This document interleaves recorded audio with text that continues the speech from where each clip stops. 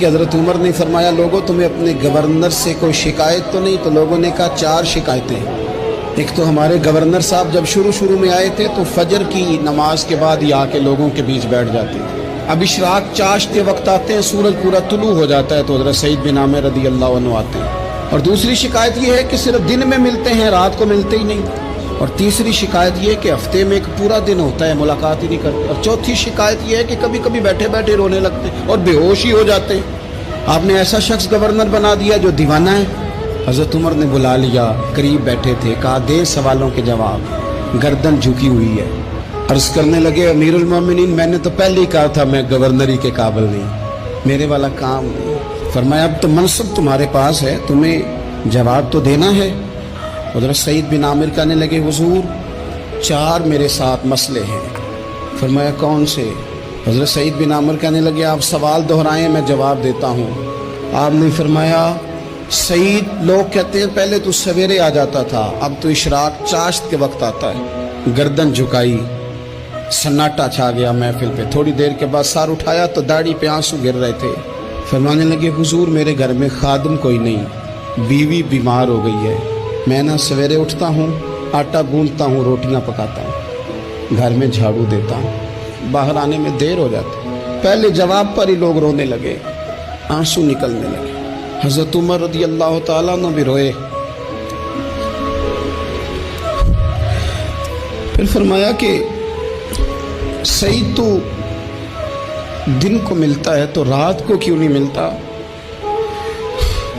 اپنی داڑھی پکڑ لی، کہنے لگے عمر ساری سفید ہو گئی ہے، اب تو لگتا ہے پھل پک گیا ہے، پتہ نہیں وہ کب مجھے کہے گا واپس آ جا۔ میں نے نا دن مخلوق کے لیے رکھا ہے، رات اپنے رب کے لیے رکھی ہوئی ہے، مجھے تکلیف نہ دی جائے۔ گورنر کی بات کر رہا ہوں۔ پھر کہا سعید یار ہفتے میں ایک دن ملتے کیوں نہیں؟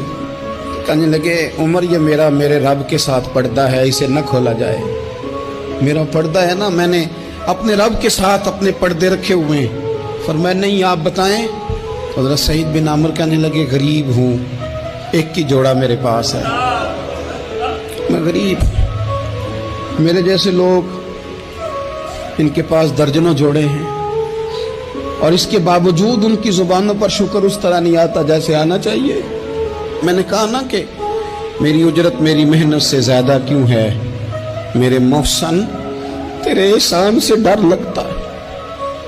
حضرت سعید بن عامر کہنے لگے ایک جوڑا ہے، ہفتے میں ایک دن دھو کے خشک ہونے کو ڈال لیتا ہوں، پھر بیوی کے کپڑے پہن کے بیٹھا رہتا ہوں۔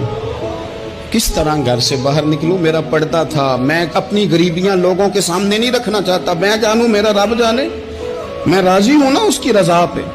اب تو حضرت عمر ہچکیاں لے کے رونے لگے، فرمانے لگے چل آخری سوال کا جواب ہی دے دے، کبھی کبھی روتے ہو تو بے ہوش ہی ہو جاتے ہو۔